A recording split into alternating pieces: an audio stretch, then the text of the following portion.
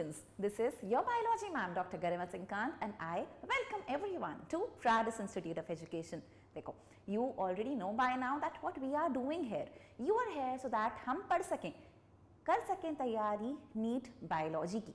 हम जो क्लास का सिलेबस अभी कवर करने वाले हैं बच्चा, this is for class 11th and we will be targeting NEET 2024. तो आप मेरे साथ नीट 2024 के लिए 11th की बॉटनी एंड जूलॉजी पढ़ने वाले हैं. So welcome again to our platform. फ्राडिस एजुकेशन एक ऐसा ई लर्निंग एप्लीकेशन है जो क्लासेस ऑफर करता है from classes nursery till class 12th. तब नर्सरी से लेकर 12th क्लास तक के बच्चों के लिए क्लासेस ऑफर करते हैं. ठीक है, ये बात हम आपको ऑलरेडी बता चुके हैं. ये आपके 3 मेंटर्स हैं, पूरे साल आपके साथ रहेंगे, आपको कराएंगे तैयारी आपकी जीत की, तैयारी नीट की. ठीक है, तो हम तैयारी करेंगे साथ में नीट की.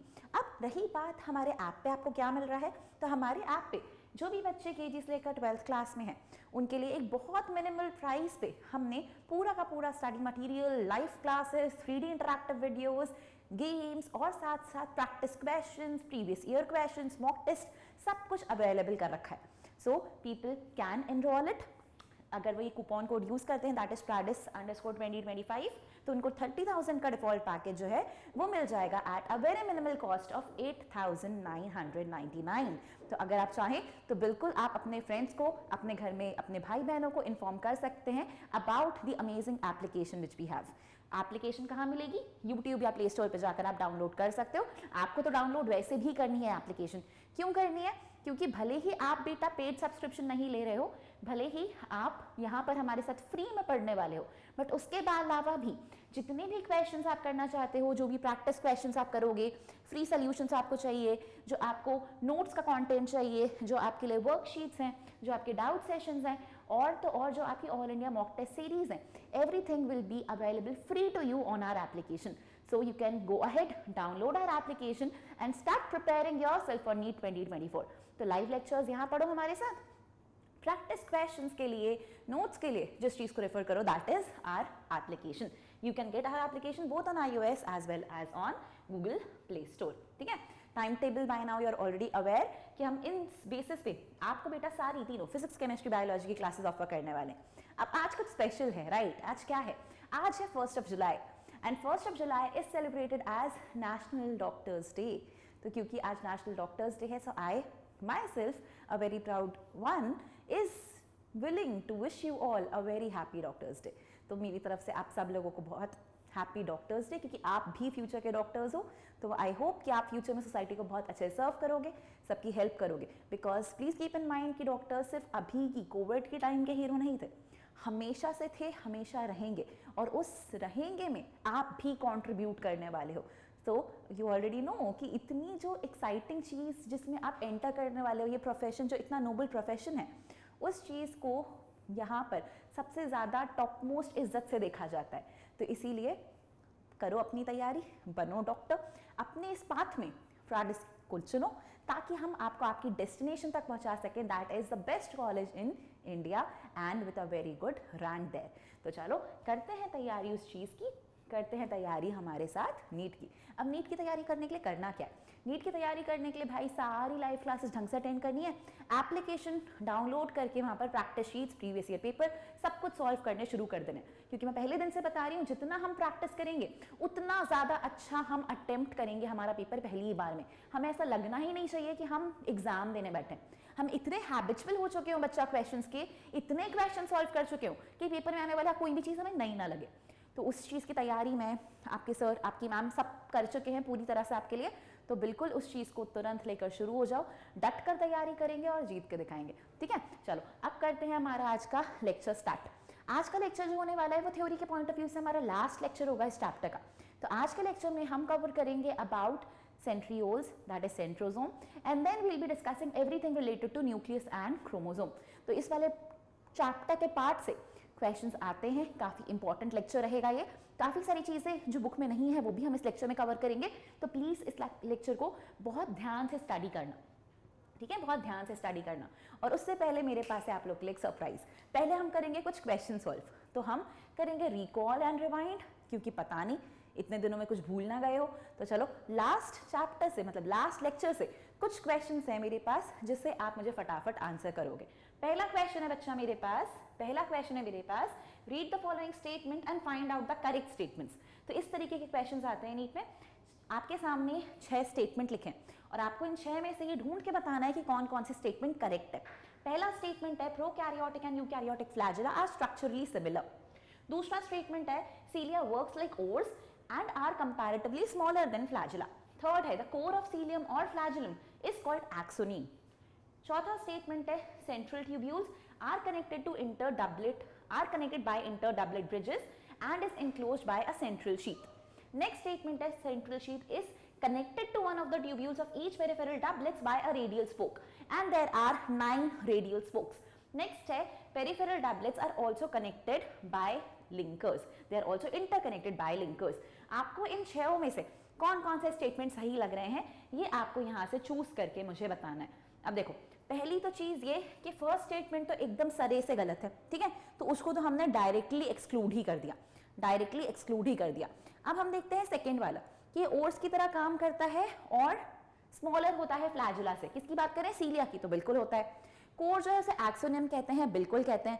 मतलब बी और सी ऑप्शन तो करेक्ट है, तो बी सी अगर करेक्ट है बच्चा तो हमारे पास बी सी वाले ऑप्शन ही कितने हैं? एक ये और एक ये, जिसमें से ए तो गलत था ही। मतलब इतना पढ़ के ही हम एलिमिनेट करके डी आंसर को करेक्ट चूज कर सकते थे कि ई स्टेटमेंट भी करेक्ट है और हमारे लिए एफ स्टेटमेंट भी करेक्ट है। तो ऐसे हम एलिमिनेशन से ऐसे क्वेश्चंस को तुरंत से सॉल्व फटाफट कर सकते हैं। चलो मूव करते हैं नेक्स्ट क्वेश्चन में। नेक्स्ट क्वेश्चन है recognise the figure and find out the correct matching. तो हमें फिगर रिकॉग्नाइज करके करेक्टली इसको मैच करके बताना है। तो देखो फिगर को अगर मैं डायरेक्टली देखूंगी तो मुझे क्या दिखेगा? मुझे दिखेगा कि अच्छा सेंट्रल शीथ को लेबल कर रखा है, तो डी है मेरी सेंट्रल शीथ, ठीक है। फिर ये क्या है? ये है मेरे सी वाले है मेरे रेडियल स्पोक्स, तो सी रेडियल स्पोक इसमें दिख रहा है मुझे, और सी रेडियल स्पोक के अलावा मैंने आपको क्या बताया कि मुझे दिख रही है D as the central sheath, तो डी सेंट्रल शीथ मुझे इसमें भी दिख रही है। तो मतलब अगेन मैं एलिमिनेशन से जाऊंगी तो भी मेरा यही आंसर करेक्ट है, तो मुझे बाकी सारी चीजें देखने की भी जरूरत नहीं पड़ रही और मैं एक ही बार में अपने करेक्ट आंसर को चूज कर पा रही हूँ। तो ये क्या हो रहा है? ये हो रहा है मेरा स्पीड इंप्रूव करने का तरीका। मैं कैसे फटाफट से 2-3 चीजों को ढूंढकर क्विकली आंसर तक पहुंच रही हूँ। और मैंने आपको यही चीज बताई थी पहले दिन भी कि जितना टाइम आप बायोलॉजी में सेव करोगे उतना टाइम आप अपने केमिस्ट्री फिजिक्स को दे पाओगे, और यही हमारी ट्रिक है टू नेल इट, यही हमारी ट्रिक है हाईएस्ट मार्क्स ऑब्टेन करने की। तो यही चीज हमें ध्यान रखनी है, जितना टाइम हो सके यहाँ से उतना टाइम चुराना है, ठीक है बच्चा। अब देखो नेक्स्ट क्वेश्चन है water soluble pigments found in cell vacuoles are, कि वाटर में सॉल्युबल जो पिगमेंट्स होते हैं जो सेल वैक्यूल्स में मिलते हैं वो कौन होते हैं? तो भैया ये होते हैं हमारे एंथोसाइनिन्स, और एंथोसाइनिन्स वही पिगमेंट्स हैं जो आपके पेटल्स को कलर देते हैं। तो पेटल्स को कलर देने वाले पिगमेंट्स एंथोसाइनिन्स हैं जो कि वाटर सॉल्युबल पिगमेंट्स होते हैं और मिलते हैं सेल वैक्यूल में। प्रीवियस ईयर का क्वेश्चन है, पूछा जा चुका है एक बार, तो इसीलिए हमें ये चीज पता होनी चाहिए, इसलिए हमने ये चीज यहाँ क्वेश्चन की हेल्प से सीख लिया। अब स्टार्ट करते हैं आज का टॉपिक। आज का पहला टॉपिक है बेटा हमारा सेंट्रोजोम दैट इज सेंट्रियोल्स। अभी तक की आपकी नॉलेज के हिसाब से you already know it that you will find it in animal cells, कि आपको ये एनिमल सेल्स में मिलने वाला है, and in the animal cells it is found and this is a non membrane bound structure. मतलब इसके अराउंड आपको कोई मेम्ब्रेन नहीं मिलेगा। क्या मिलेगा इसके सराउंडिंग में? You will be finding pericentriolar material. तो आपको 2 सेंट्रियोल्स मिलेंगे, ऐसे रॉड लाइक या पिलर लाइक स्ट्रक्चर्स होते हैं, परपेंडिकुलर टू ईच अदर लाई करते हैं, और इनके आजू बाजू ऐसा पेरीसेंट्रियोलर मटेरियल की रैपिंग जैसी कवरिंग दिखाई देती है, पर आपको यहाँ पर कोई भी मेम्ब्रेन दिखाई नहीं देगा। तो सेंट्रोजोम एक ऑर्गेनल है, 2 सिलेंड्रिकल स्ट्रक्चर्स का बना है जिसे आप सेंट्रियोल कहते हो। इसके आजू बाजू क्या है? बहुत सारा पेरीसेंट्रियोलर मटेरियल। दोनों के दोनों सेंट्रियोल्स जो है बच्चा वो परपेंडिकुलर टू ईच अदर है, मतलब 90 डिग्री है, और हर एक को देखोगे तो वो आपको एक कार्ट व्हील जैसा दिखेगा, मतलब एक चक्के जैसा दिखेगा। तो कार्ट व्हील अपीयरेंस इसका होता है। इसी को अगर हम देखेंगे ना तो हर कार्ट व्हील में आपको ऐसे 9 टोटल मिला के, मतलब ये 9 है, मैं इसे नंबर देने चाहूंगी तो ये 1 2 3 4 5 6 7 8 9, ये क्या है? ये 9 इवनली स्पेस्ड पेरिफेरल फिब्रिल्स हैं। तो ये पेरिफेरल फिब्रिल्स कहलाते हैं, टोटल 9 इन नंबर है, और ये जो टोटल 9 इन नंबर पेरिफेरल फिब्रिल्स है ना, ये क्या करते हैं, ये बेसिकली बने होते हैं ट्यूब्यूलिन प्रोटीन के, और ये एक दूसरे से एक परपेंडिकुलर लाइक एक प्रॉपर डिस्टेंस पे हैं, एक दूसरे से जुड़े हुए रहते हैं। तो ए से सी जुड़े रहते हैं। अब ये है क्या, पेरिफेरल फिब्रिल। हर एक पेरिफेरल फिब्रिल अपने आप में बना है 3 ट्रिपलेट्स का, अपने आप में बना है 3 ट्रिपलेट्स का। तो देखो ये 1 2 3 ट्रिपलेट्स हैं, तो ये माइक्रोट्यूब्यूल के ट्रिपलेट्स हैं 1 2 3, तो ये 1 2 3 1 2 3, तो ये 3 माइक्रोट्यूब्यूल के ट्रिपलेट्स के बने हुए हैं। हर एक 3 मिलाकर हम कह रहे हैं पेरिफेरल फिब्रिल। हर ट्रिपलेट एक पेरिफेरल फिब्रिल बना रहा है। अब ये 3 ट्रिपलेट्स क्या कर रहे हैं, आजू बाजू के ट्रिपलेट से लिंक्ड है, आजू बाजू के ट्रिपलेट से लिंक्ड है। तो अगर इनको नंबर देती या नाम नेमिंग करती तो ये ABC कहलाते। तो आप हर बार देखोगे कि ए सी से कनेक्टेड है, एक का ए दूसरे के सी से कनेक्टेड है, और जिनकी हेल्प से ही कनेक्टेड है ये क्या है, ये है आपके लिए आपके बेसिक कनेक्टिंग फाइबर्स। तो ये कनेक्टिंग फाइबर्स इन ट्रिपलेट्स को एक दूसरे से लिंक करके रखेंगे।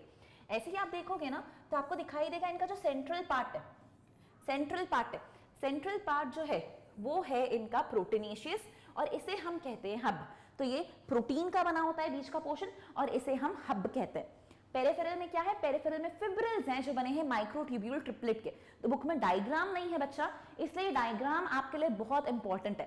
तो आप ये डायग्राम बुक में ड्रॉ करेंगे ताकि आप जितनी बार इसको रीड करें आप इस डायग्राम को देखकर ये चीज समझ पाएं कि ये एग्जैक्टली क्या कहना चाह रही थी book. Because without the diagram it is going to be very difficult if you read it again, but if you make the diagram then and there it is going to be very easy, like it is going to be a very easy task for you. तो ये सारे tubules peripheral triplet से भी connected रहते हैं, और ये connected रहते हैं विद ऑफ स्पोक्स जिन्हें हम रेडियल स्पोक्स कहते हैं। तो यहाँ से रेडियल स्पोक्स निकलते हैं, और इन रेडियल स्पोक्स की हेल्प से ये ट्रिपलेट्स किससे कनेक्टेड रहेंगे, सेंटर के हब से। तो सेंटर के हब से भी बच्चा इनका कनेक्शन है, जो चीज इनको कनेक्ट करेगी वो अगेन रेडियल स्पोक्स है। हर एक पेरिफेरल फिब्रिल से एक एक रेडियल स्पोक निकल के आएगा और सेंटर में हब को कनेक्ट करेगा। मतलब टोटल रेडियल स्पोक्स जो हो जाएंगे आपके पास वो हो जाएंगे 9। तो 9 टोटल आपको रेडियल स्पोक्स भी मिलेंगे। अब आप देखोगे ना, हमने क्या पढ़ा था पिछले लेक्चर में, हमने पढ़ा था कि सीलियम और फ्लैजिलम दोनों ही बने होते हैं बेसल बॉडी से, दोनों ही बने होते हैं बेसल बॉडी से। और उस बेसल बॉडी को बनाता कौन है, उस बेसल बॉडी को बनाने का काम है इन सेंट्रियोल्स का। तो बेसिकली ये सेंट्रियोल्स के बने हैं, और सारे सेंट्रियोल्स किसके बने, माइक्रोट्यूब्यूल के।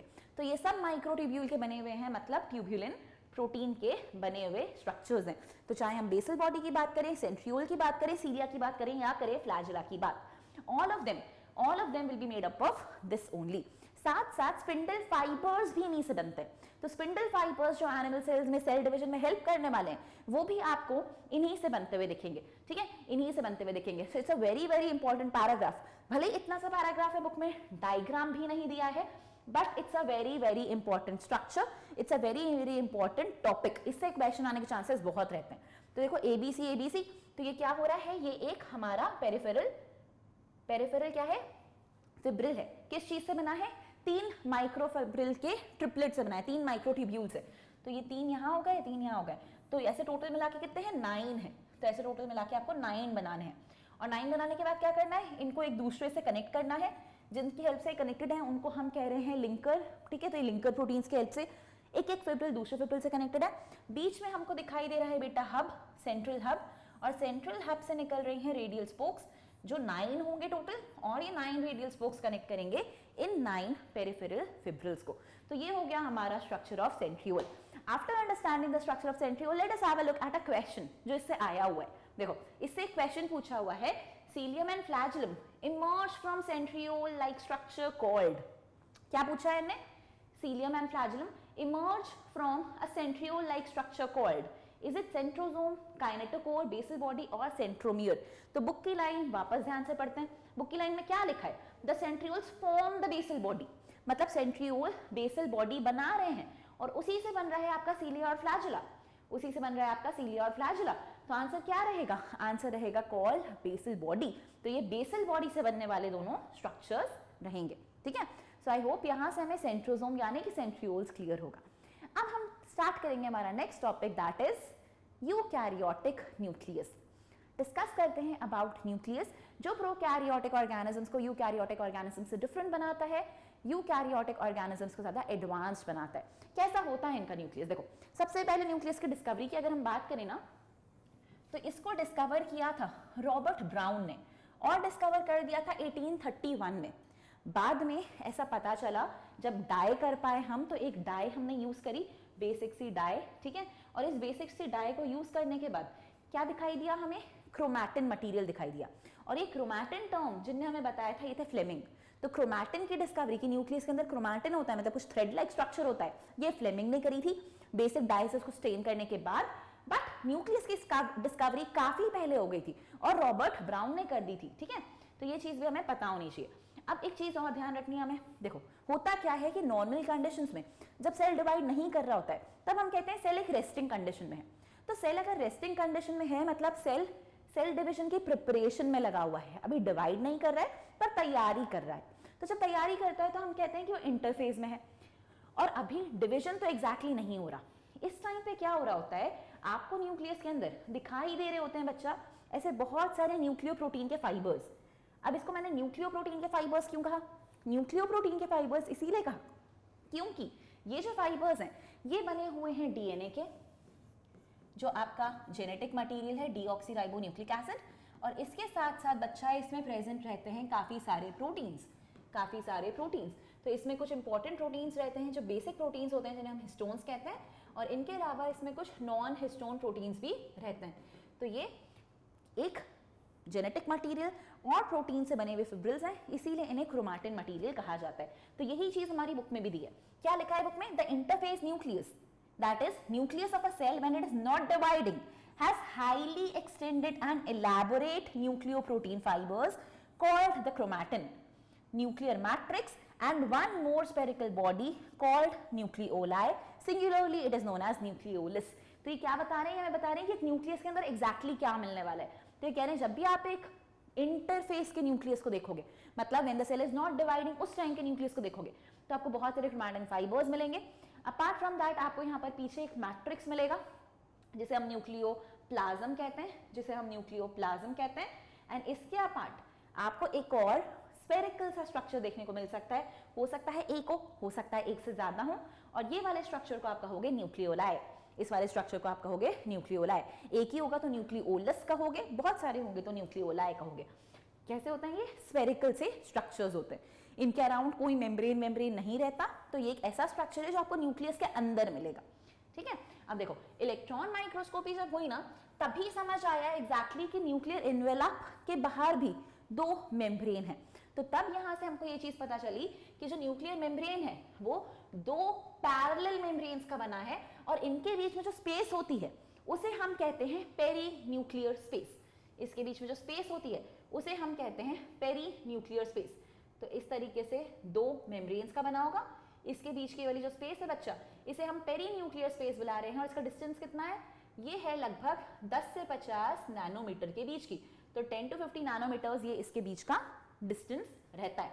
और ये क्या करता है? ये बैरियर बनाता है between the materials present inside the nucleus and that of the cytoplasm. तो ये जो आपका मेम्ब्रेन है इसका काम ही ये है कि इसके अंदर जो भी प्रेजेंट है, इसका मैट्रिक्स, इसका क्रोमैटिन, इसका न्यूक्लियोलस और बाहर का साइटोप्लाज्म, इनके बीच में क्या करे? एक बैरियर क्रिएट करे ताकि सारी चीजें एक दूसरे के अंदर इंटरमिक्स ना हो जाए। तो ये सेपरेशन करके रखने का काम करता है, मतलब बैरियर बनाने के लिए रिस्पॉन्सिबल है। तो ये हो गया इसका फंक्शन। अब इसके बाद हमने क्या देखना है? इसके बाद हमने देखना है कि जो बाहर वाली मेम्ब्रेन है, मैं आपको ईआर पढ़ाते वक्त ये चीज बता चुकी हूँ कि आउटर मेम्ब्रेन क्या करती है? डायरेक्ट एंडोप्लाज्मिक रेटिकुलम से कनेक्टेड रहती है। तो outer nuclear membrane endoplasmic reticulum से कनेक्टेड रहेगी। उस वाले एंडोप्लाज्मिक रेटिकुलम के ऊपर हो सकता है राइबोसोम्स अटैच्ड हो, मतलब आरईआर हो वो, और दूसरी तरफ आपका जो ईआर है वो जाके मेम्ब्रेन से अटैच हो जाता है, ठीक है। तो ये बीच में इन दोनों के कनेक्शन बना रहा था। पर आउटर मेम्ब्रेन किससे कनेक्टेड होगी? आउटर मेम्ब्रेन कंटिन्यूअस हो सकती है ईआर के साथ, और उसके पास ईआर के ऊपर राइबोसोम्स भी हो सकते हैं। बहुत सारी जगहों पे आप देखोगे कि आपकी न्यूक्लियर मेम्ब्रेन ना कंटिन्यूअस नहीं है। और कंटिन्यूअस नहीं होने का क्या मतलब है?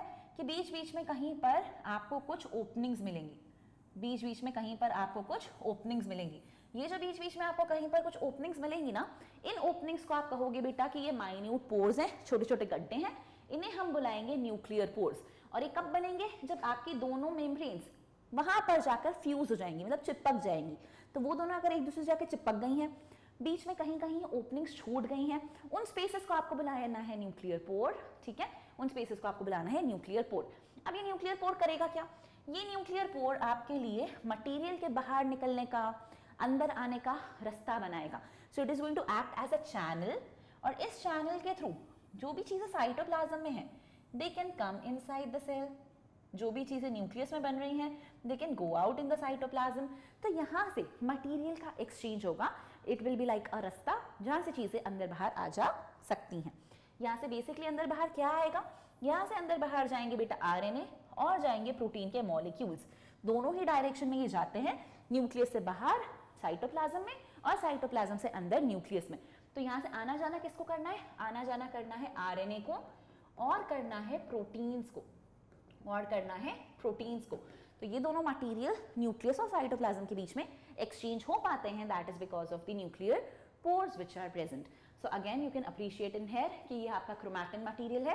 क्या है ये? न्यूक्लियोप्रोटीन के फिब्रिल्स हैं, न्यूक्लियोप्रोटीन के फाइबर्स हैं। इन द सेंस ये बने हैं आपके जेनेटिक मटेरियल से। न्यूक्लिक एसिड है जो कि डीएनए, और साथ में वहाँ पर प्रोटीन है जैसे हिस्टोन, नॉन हिस्टोन प्रोटीन्स उनका।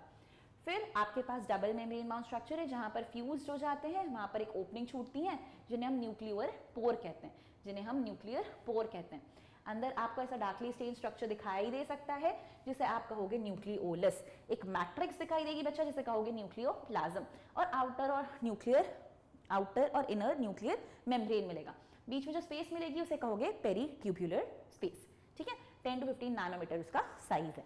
अब इतना देखने के बाद ना पता है आपको क्या पता होना चाहिए? ये पता होना चाहिए कि कई बार मतलब नॉर्मल कंडीशंस में एक सेल के अंदर हम एक न्यूक्लियस एंटिसिपेट या एक्सपेक्ट करते हैं कि every cell might be having one nucleus. ठीक है, वन न्यूक्लियस। बट कई बार ऐसा होता है कि सेल्स में एक से ज्यादा न्यूक्लियस प्रेजेंट हो, और मल्टीपल न्यूक्लियस को हम न्यूक्लियाई बुलाते हैं। तो अगर एक से ज्यादा न्यूक्लियस हो तो हम कहेंगे कि न्यूक्लियाई हो सकते हैं। जैसे कि आप ये देख रहे हो, ये है पैरामीशियम का सेल। ये क्या है? ये हमारा एक सीलिएटेड प्रोटोजोवन है, किंगडम प्रोटिस्टा को बिलोंग करता है। और इसमें हमको देखने को मिल रहा है बच्चा कि इसमें भी दो न्यूक्लियाई होते हैं, दो न्यूक्लियाई होते हैं। तो एक से ज़्यादा न्यूक्लियस अगर आपको देखने को मिलेगा तो ये चीज़ भी पॉसिबल है। ऐसे ऑर्गेनिजम्स भी होते हैं और ऐसे कुछ सेल्स भी होते हैं। तो बुक ने हमसे क्वेश्चन आंसर पूछा ही था कि बताओ भैया रिकलेक्ट करके कि वो कौन सा ऑर्गेनिज्म है जिसके पास एक से ज्यादा न्यूक्लियस होगा पर सेल।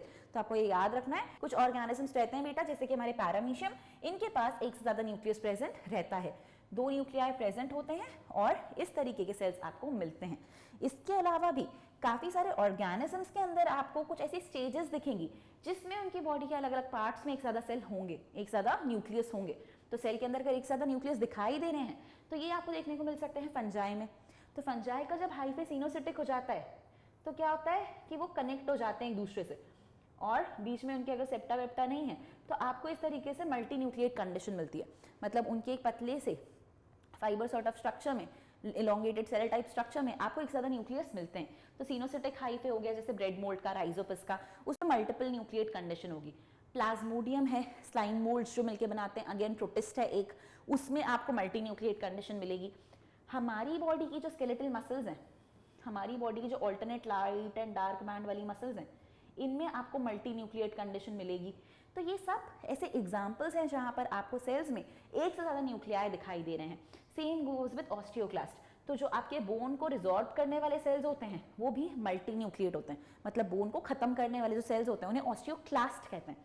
ये मैमल्स में होते हैं, ये भी आपको मल्टी न्यूक्लिएट कंडीशन में दिखेंगे। तो काफ़ी सारे सेल्स ऐसे हो गए बच्चा जिनमें एक से ज़्यादा सेल प्रेजेंट है।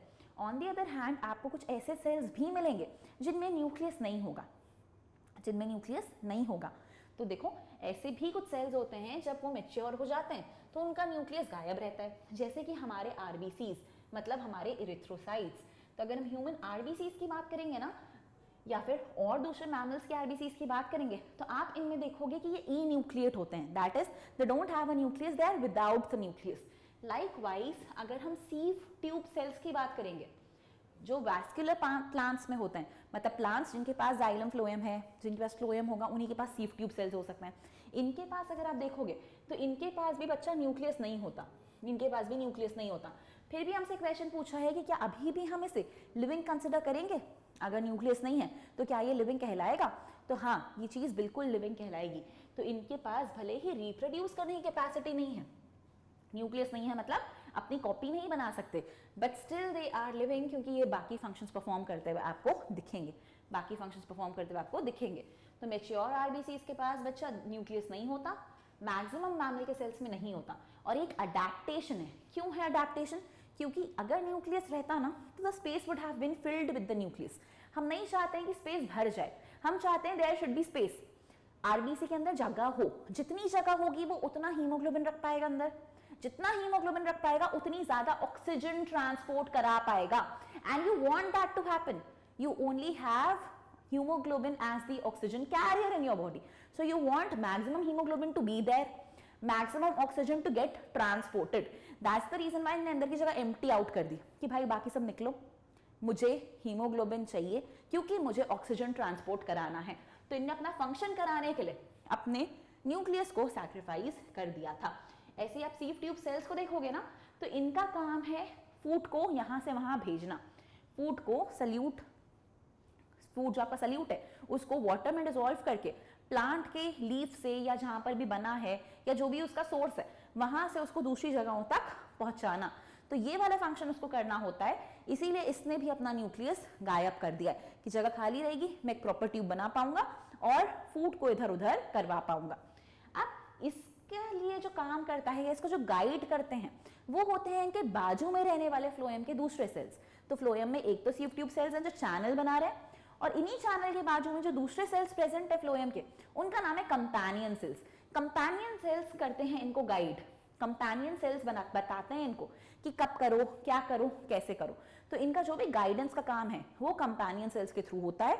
और ये जो हमारे सीव ट्यूब सेल्स हैं ये बेसिकली चैनल बना के रखने का काम करते हैं। तो बेटा इनका नाम ही कंपेनियन इसीलिए क्योंकि ये इसकी मदद करता है, इसको गाइड करता है ताकि ये अपनी एक्टिविटीज परफॉर्म कर सके। ठीक है, तो ये चीज हमने यहाँ से समझ ली कि न्यूक्लियस हो तो भी ठीक है, नहीं हो तो ऐसे सेल्स भी होते हैं, एक ही हो ये भी जरूरी नहीं है, मल्टीपल न्यूक्लियस भी हो सकते हैं। Now what we'll be learning, अब हम पढ़ेंगे अबाउट द न्यूक्लियर मैट्रिक्स कि न्यूक्लियर जो मैट्रिक्स है मतलब जो बैकग्राउंड है न्यूक्लियस का उसे हम न्यूक्लियोप्लाज्म कहते हैं, उसे हम न्यूक्लियोप्लाज्म कहते हैं। और आपको हर न्यूक्लियोप्लाज्म में बच्चा मिलेगा न्यूक्लियोलस और मिलेगा आपको क्रोमैटिन। तो ऑब्वियस सी बात है कि न्यूक्लियस के अंदर क्या है, क्रोमैटिन है, एक डार्कली स्टेन स्ट्रक्चर, एक या इससे ज्यादा न्यूक्लियोलस है, और जो पूरा बाजू का ऐसा लिक्विड वाला पोर्शन है वो है उसका न्यूक्लियोप्लाज्म। तो ये सब उसी में तो पड़ा हुआ है ना। तो न्यूक्लियोलाई कैसा है, न्यूक्लियोलाई है स्फेरिकल। तो ये स्फेरिकल स्ट्रक्चर्स हैं जो न्यूक्लियोप्लाज्म के अंदर प्रेजेंट रहते हैं। अगर आप देखोगे तो न्यूक्लियोलस का जो कंटेंट है ना वो कंटिन्यूअस रहता है with the rest of the nucleoplasm, क्योंकि इसके बाहर कोई मेम्ब्रेन बाउंड स्ट्रक्चर नहीं है। तो इसको न्यूक्लियोप्लाज्म से सेपरेट करके रखने के लिए आपके पास कुछ नहीं है, तो ये डायरेक्टली ही वहीं पर पड़ा रहेगा, कंटिन्यूअस वहीं पर रहेगा। अब इसका क्या काम है, तो ये हम लास्ट क्लास में पढ़ चुके हैं बच्चा। क्या काम है इसका, इसका काम है राइबोसोमल आरएनए का सिंथेसिस कराना। सो it is responsible for the formation of rRNA. तो ये आरआरएनए बनवाने के लिए रिस्पॉन्सिबल रहता है। जिन भी सेल्स को ज्यादा प्रोटीन सिंथेसिस करना होगा उनमें आप ज्यादा न्यूक्लियोलाई देखोगे, उनमें आपको ज्यादा न्यूक्लियोलाई दिखेंगे, क्योंकि जितना ज्यादा आरआरएनए बनेगा उतना ज्यादा आपके लिए ट्रांसलेशन हो सकता है, उतना ज्यादा प्रोटीन का सिंथेसिस करवा पाएगा cell. So you will be noticing this that larger and numerous nucleoli are present in cells which are actively carrying out protein synthesis. तो जो भी सेल ज्यादा प्रोटीन सिंथेसिस में इन्वॉल्व है they will certainly be having more nucleoli as compared to other cells. ठीक है, तो ये चीज हमें न्यूक्लियोलाई के बारे में याद रखनी है, that it is responsible for formation of ribosomal RNA, that is rRNA. कैसा रहता है, नॉन मेम्ब्रेन बाउंड स्ट्रक्चर है, न्यूक्लियस के अंदर प्रेजेंट है, न्यूक्लियोप्लाज्म में सस्पेंडेड। अब न्यूक्लियस में इसके अलावा क्या है, एक लूज इनडिस्टिंक्ट सा नेटवर्क है बच्चा न्यूक्लियोप्रोटीन फाइबर्स का, जिसे हम कह रहे हैं क्रोमैटिन। तो अभी हमने ये बात की थी कि यहाँ पर आपको न्यूक्लियोप्रोटीन के बहुत सारे फाइबर्स मिलेंगे जो आपके डीएनए और प्रोटीन से मिलकर बने हुए हैं, जिन्हें हम कहेंगे क्रोमैटिन फाइबर्स। जब आप क्रोमैटिन फाइबर्स देख रहे हो ना, तब सेल क्या कर रहा है, डिवाइड नहीं कर रहा है, रेस्टिंग स्टेट में है, मतलब इंटरफेज में है। और जैसे ही सेल डिवाइड करना की कोशिश शुरू कर दे, लाइक अपना डिवीजन स्टार्ट कर दे, तो आप देखोगे कि उस टाइम पे आपका क्रोमैटिन मटेरियल कंडेंस हो जाता है। तो अभी कैसा दिख रहा है मुझे, अभी मुझे दिख रहा है कुछ क्रोमैटिन फाइबर्स की तरह, ठीक है, अभी मुझे दिख रहा है कुछ क्रोमैटिन फाइबर्स की तरह ऐसे ऐसे। पर जैसे ही मेरा सेल डिवाइड करना चाहेगा तो ये फाइबर्स क्या करेंगे, खुद को कंडेंस करके ऐसे कुछ रॉड शेप से स्ट्रक्चर्स बना लेंगे, रॉड शेप से स्ट्रक्चर्स बना लेंगे। तो ये मेरा पूरा का पूरा क्रोमैटिन मटेरियल अपने आप को कॉम्पैक्ट रॉड शेप स्ट्रक्चर्स में कन्वर्ट कर लेगा जब सेल डिवाइड करने वाला होगा। तब आपको इसके अंदर इस तरीके से फाइबर्स ना दिखते हुए उस तरीके से रॉड शेप स्ट्रक्चर्स दिखेंगे, जिन्हें हम कहते हैं क्रोमोसोम, जिन्हें हम क्या बुलाते हैं, क्रोमोसोम। तो क्रोमैटिन मटेरियल और क्रोमोसोम में कुछ अंतर नहीं है, सिर्फ इतनी सी बात है कि खुला पड़ा हुआ है और एक को हमने कंडेंस करके रखा है, एक को हमने कंडेंस करके रखा है। तो क्रोमैटिन के अंदर बच्चा डीएनए है, ठीक है, और इसके अलावा प्रेजेंट है कुछ बेसिक प्रोटीन्स। तो ये चीज मैंने आपको अभी बताई। एक आपका जेनेटिक मटेरियल है डीएनए। डीएनए कैसा होता है, डबल हेलिकल स्ट्रक्चर है, हमारे पास डबल स्ट्रैंडेड डीएनए है। तो आपको हमारा डीएनए कुछ ऐसा दिखाई देगा। अब क्योंकि हमारा डीएनए काफी लंबा होता है ना, तो इतना लंबा डीएनए न्यूक्लियस में ऐसे ही नहीं पड़ा रहता खुला, इसको अच्छे से पैक करना पड़ता है या रैप करना पड़ता है।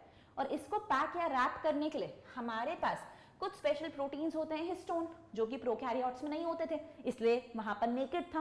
पर यहाँ पर क्या है, कुछ स्पेसिफिक बेसिक प्रोटीन्स जिनको हम हिस्टोन प्रोटीन्स कहते हैं वो प्रेजेंट है। तो हिस्टोन्स कुछ ऐसे दिखते हैं बच्चा, 8 अलग अलग हिस्टोन प्रोटीन्स मिलकर क्या करते हैं, एक ऑक्टामर बनाते हैं। तो 8 अलग अलग हिस्टोन प्रोटीन्स है, साथ में मिलकर एक ऐसा कुछ शेप बना रहे हैं ऑक्टामर टाइप का, और इसके अराउंड आपका न्यूक्लियस रैप्ड रहता है, इसके अराउंड आपका न्यूक्लियस रैप्ड रहता है। तो हमारा डीएनए एसिडिक है, ये प्रोटीन एक बेसिक स्ट्रक्चर है, तो इसके अराउंड इसलिए वो इजीली कॉइल हो पाता है बिकॉज अट्रैक्शन रहता है। तो यहाँ पर इस तरीके से इसके अराउंड आपका डीएनए रैप्ड रहेगा। तो आप ये जो स्ट्रक्चर देख पा रहे हो कि हिस्टोन प्रोटीन है, उसके अराउंड डीएनए रैप्ड है, इस स्ट्रक्चर को हम कहते हैं न्यूक्लियोसोम। क्या कहते हैं इस अरेंजमेंट को, न्यूक्लियोसोम। और ऐसे बहुत सारे न्यूक्लियोसोम्स, देखो 1 2 3 4 5 6 ऐसे बहुत सारे न्यूक्लियोसोम्स मिलकर आपके लिए बनाते हैं आपका क्रोमैटिन, आपके लिए बनाते हैं आपका क्रोमैटिन। और फिर यही क्रोमैटिन और ज्यादा कंडेंस होता है, कुछ और प्रोटीन्स आते हैं जो इसकी हेल्प करते हैं, जिन्हें हम कहते हैं नॉन हिस्टोन प्रोटीन्स।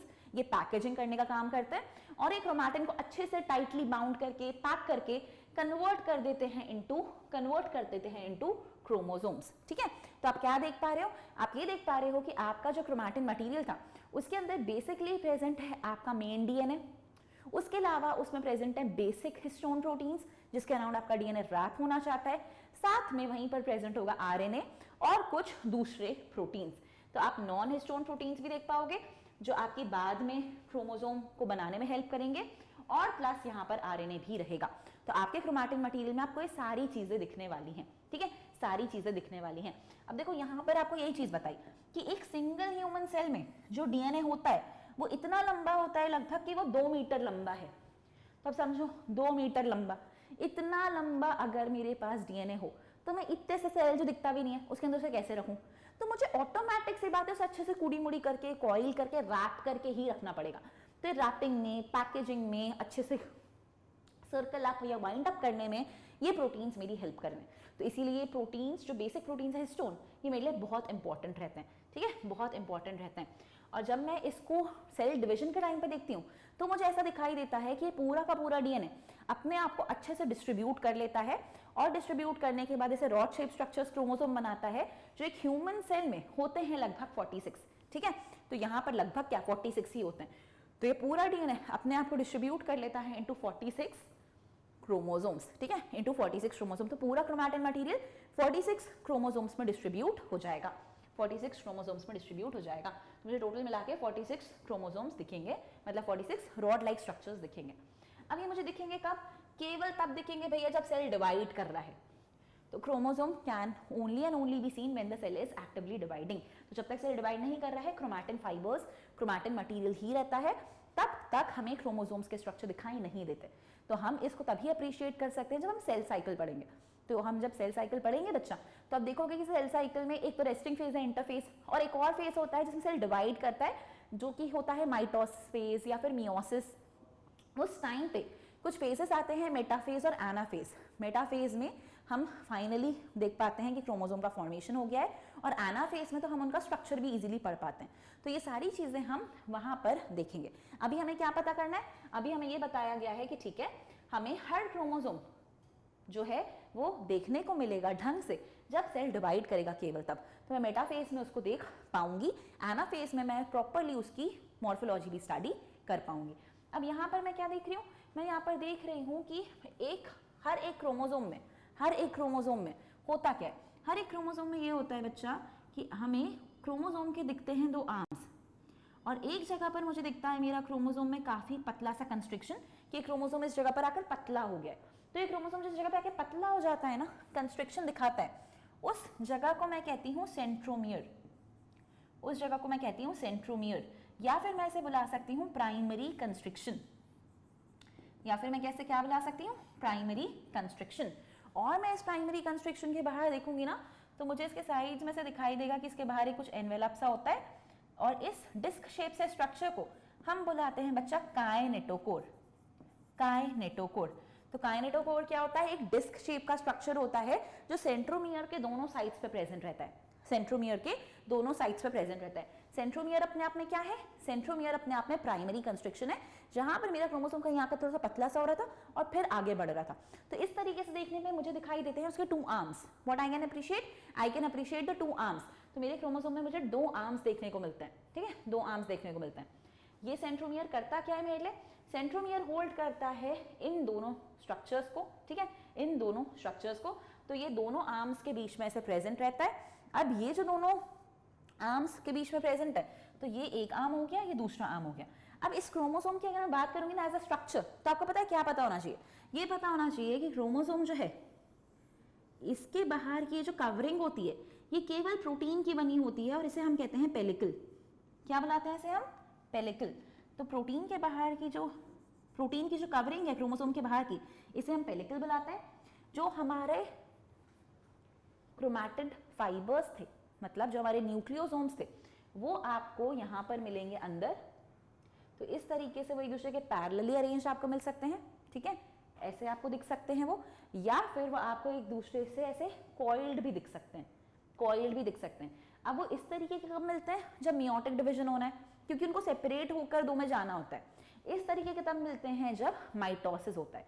तो ये एग्जैक्टली हम सेल डिवीजन में पढ़ेंगे, अभी इसके बारे में ज़्यादा लोड लेने की ज़रूरत नहीं है, ठीक है, पर हमें ऐसा पता होना चाहिए कि हाँ, इसके अंदर हमें ऐसे उसके फाइबर्स मिलने वाले हैं और बाहर मिलने वाली है प्रोटीन की कोट। तो इस तरीके से हमारा क्रोमोसोम का कुछ अरेंजमेंट रहता है। तो एग्जैक्टली ऐसा कुछ हमारा क्रोमोसोम दिखने वाला है। 2 आर्म्स होते हैं, ये भी देख लिया। अब जब क्रोमोसोम डिवाइड कर रहा है, तो क्या करता है, इसके अंदर जितना भी जेनेटिक मटेरियल उसकी कॉपी हो चुकी होती है। तो कॉपी होने के बाद ना, यहीं पर ये सेंट्रोमियर था, तो यहीं पर आपको देखने को मिलता है कि इसके पास एक नहीं 2 इस तरीके से आर्म्स आ गए, ठीक है। और ये क्या कहलाता है फिर, ये कहलाता है सिस्टर क्रोमैटिड। ये दोनों एक दूसरे के सिस्टर क्रोमैटिड कहलाते हैं। तो आपको इस तरीके से सिस्टर क्रोमैटिड्स दिखाई देंगे, और इन दोनों सिस्टर क्रोमैटिड्स को होल्ड करके रखने का काम भी करेगा आपका सेंट्रोमियर। तो देखो आपका सेंट्रोमियर है, ये एक था और अब ये 2 हैं। तो इन दोनों को होल्ड करके किसने रखा है, इसी सेंट्रोमियर ने। सेंट्रोमियर से ही ये लोग अटैच्ड रहते हैं।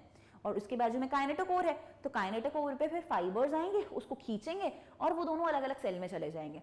तो सेल डिवीजन में देखने को मिलेगा कि एग्जैक्टली कैसे हो रहा है। अभी हमने क्या देखा, अभी हमने देखा कि हमारा क्रोमोसोम था भैया, जहां पर पतला था उसे हमने प्राइमरी कंस्ट्रिक्शन यानी कि सेंट्रोमियर बुलाया बच्चों। जब सेल डिवाइड करता है उस टाइम पे सिस्टर क्रोमैटिड बन जाते हैं।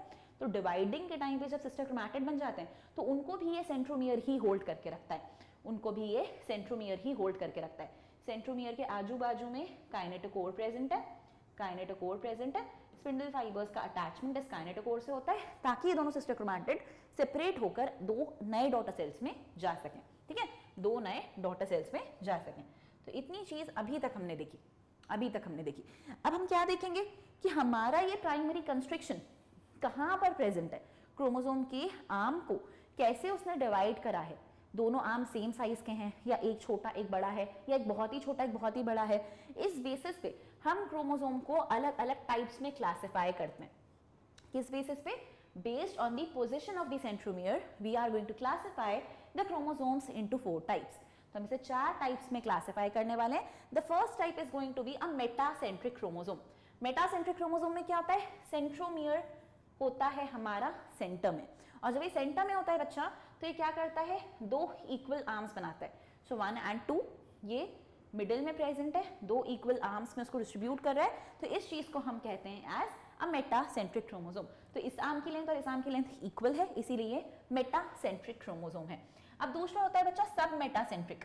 सब मेटासेंट्रिक में क्या होता है, एक थोड़ा सा सेंटर से स्लाइटली अवे होता है, स्लाइटली अवे होने के कारण एक थोड़ा सा बड़ा रहता है और दूसरा थोड़ा सा छोटा रहता है। तो सब मेटासेंट्रिक हम कहते हैं कि the centromere is slightly away from the middle of the chromosome resulting into 1 shorter arm and 1 longer arm. तो ऊपर वाला थोड़ा सा शॉर्ट है, नीचे वाला थोड़ा सा लॉन्ग है, थोड़ा सा, ज्यादा नहीं है, तो सेंटर से हल्का सा अवे है, इसीलिए हम इसे कहते हैं सब मेटासेंट्रिक। इसके बाद आता है बच्चा हमारे पास एक्रोसेंट्रिक क्रोमोसोम। एक्रोसेंट्रिक क्रोमोसोम, तो देखो ये एक्रोसेंट्रिक है।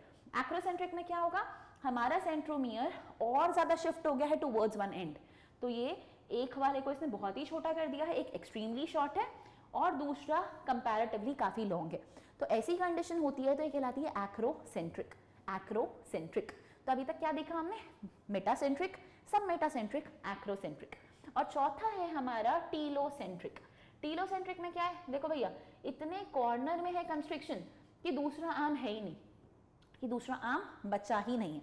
तो अगर आपका सेंट्रोमियर एकदम टर्मिनल पे प्रेजेंट है, एकदम टिप पर, तो फिर आप इस क्रोमोसोम को कहोगे telocentric chromosome. Telocentric chromosome. So I hope, my dear children, that you are able to grasp it, you are able to understand it. If you are finding any difficulties anywhere, feel free to drop us a comment, feel free to contact us and clear all your doubts and queries. And उसके बाद भी अगर कभी भी ऐसा लग रहा है कि नहीं मुझे पर्सनलाइज अटेंशन मिल पाती, आप लोग मुझे गाइड कर पाते 1-on-1, या फिर मैं अपने टीचर से अपने डाउट खुद वर्बली पूछ पाता, बोल पाता, टीचर को देख पाता, आमने सामने इंटरैक्ट कर पाता, then you can certainly go for the subscription. तो फिर आप जरूर हमारा पेड सब्सक्रिप्शन ले सकते हो, वही 8999 वाला, और उससे फिर आप अपने डाउट्स क्लियरली 1-on-1 भी रिजॉल्व करा सकते हो, अगर ऐसी कोई दिक्कत जा रही है तो। अदरवाइज करना क्या है, अदरवाइज यूट्यूब पे बने रहना है, पढ़ते रहना है, कमेंट में लिखते जाना है अपने डाउट्स वगैरह सब, हम आपके doubts then and there solve करेंगे, ठीक है। और इसके अलावा इंपॉर्टेंट चीज़ है कि आप ऐप डाउनलोड करके अपना सारा कंटेंट वहाँ से एक्सेस करने लगो, क्योंकि टेलीग्राम चैनल, डिस्क्रिप्शन बॉक्स, इन सब चीज़ों में आप दिक्कत फेस कर ही रहे हो। तो बेस्ट है कि हमने ऐप ही आपके लिए फ्री कर दिया है, आप ऐप डाउनलोड करो और ऐप से ही प्रैक्टिस सारी चीज़ों की करते जाओ, ठीक है। तो सिर्फ अगर आपको 1-on-1 इंटरेक्शन चाहिए, डायरेक्ट कम्युनिकेशन चाहिए विद द टीचर, तो आप पैकेज पे जाएंगे, otherwise you can download the app and solve everything from the app. अब देखो, अब मैं यही होप कर रही हूँ कि तुम लोग को यहाँ तक चीज़ें क्लियर होंगी। तो अगर यहाँ तक चीज़ें क्लियर हैं तो हम आगे वापस इस डायग्राम को देख लेते हैं। देखो यहाँ पर भी हमें कुछ देखने को मिल रहा है बच्चा, क्या देखने को मिल रहा है, ये है हमारा प्राइमरी कंस्ट्रिक्शन, सेंट्रोमियर वाला रीजन, और इसके कॉर्नर्स पे आपको दिख रहा है, देखो ये काइनेटोकोर, ये काइनेटोकोर, ये स्पिंडल फाइबर्स के अटैचमेंट का पॉइंट बनेगा। ये क्या कर रहा है, 2 सिस्टर क्रोमैटिड्स को होल्ड करके रखा है। तो 2 सिस्टर क्रोमैटिड्स एक दूसरे से ऐसे ऐसे आपको देखने को मिलेंगे। यहाँ पर आपको क्या देखने को मिल रहा है, यहाँ पर आपको देखने को मिल रहा है एक एक्स्ट्रा कंस्ट्रिक्शन। प्राइमरी कंस्ट्रिक्शन तो था ही, बट इस प्राइमरी कंस्ट्रिक्शन के अलावा आपको एक एक्स्ट्रा सेकेंडरी कंस्ट्रिक्शन दिख रहा है। ये जो आपको एक और जगह दिख रही है ना, जहाँ पर आपका क्रोमोसोम पतला हो गया, इसे हम कहते हैं सेकेंडरी कंस्ट्रिक्शन। और यही वाला रीजन कहलाता है बेटा हमारा न्यूक्लियोलर ऑर्गेनाइजर रीजन, यानी NOR रीजन। जिन भी क्रोमोसोम्स में आपको ऐसा सेकेंडरी कंस्ट्रिक्शन या फिर ऐसा NOR रीजन दिखे ना, इन क्रोमोसोम्स को हम कहते हैं SAT क्रोमोसोम्स, यानी सैट क्रोमोसोम्स, ठीक है। तो इन क्रोमोसोम्स को हम सैट क्रोमोसोम्स या सैटेलाइट क्रोमोसोम्स कहते हैं, क्योंकि ये जो ऊपर स्ट्रक्चर हमें दिखाई देता है इसे हम बुलाते हैं सैटेलाइट। तो ये आपको इस तरीके से दिखाई देगा। कुछ ही क्रोमोसोम्स में आपको देखने को मिलता है, तो फ्यू क्रोमोसोम्स के पास ऐसा नॉन स्टेनिंग सा सेकेंडरी कंस्ट्रिक्शन होता है एट अ कांस्टेंट लोकेशन, मतलब इसकी लोकेशन फिक्स्ड रहती है। इस न्यूक्लियोलर ऑर्गेनाइजिंग रीजन की लोकेशन फिक्स्ड रहती है, ये रीजन स्टेन नहीं लेता, मतलब कलर रिसीव नहीं करता है। तो ऐसा लगता है आपको कि एक छोटा सा स्मॉल सा फ्रैगमेंट है ऊपर, एक छोटा सा स्मॉल सा फ्रैगमेंट है ऊपर। तो अगर आपको ऊपर एक छोटा सा स्मॉल सा फ्रैगमेंट अलग से दिखाई दे तो उस फ्रैगमेंट को आप बुलाते हो सैटेलाइट, उसे आप बुलाते हो सैटेलाइट। अगर आपको 2 सैटेलाइट्स दिखाई दे ऐसी, तो ऐसे क्रोमोसोम्स को बुलाया जाता है tandem sat chromosomes. Tandem 60 chromosomes. तो हमारी बॉडी में, ह्यूमंस की बॉडी में भी ऐसे 60 क्रोमोसोम्स होते हैं। क्रोमोसोम 13, क्रोमोसोम 14, ये 60 क्रोमोसोम्स के एग्जाम्पल्स हैं, ठीक है। तो 60 क्रोमोसोम्स में क्या होगा, प्राइमरी कंस्ट्रक्शन के अलावा एक सेकेंडरी कंस्ट्रक्शन अलग से होगा, जिसे आप न्यूक्लियोरल ऑर्गेनाइजर रीजन कह रहे हो, यानी नॉर कह रहे हो।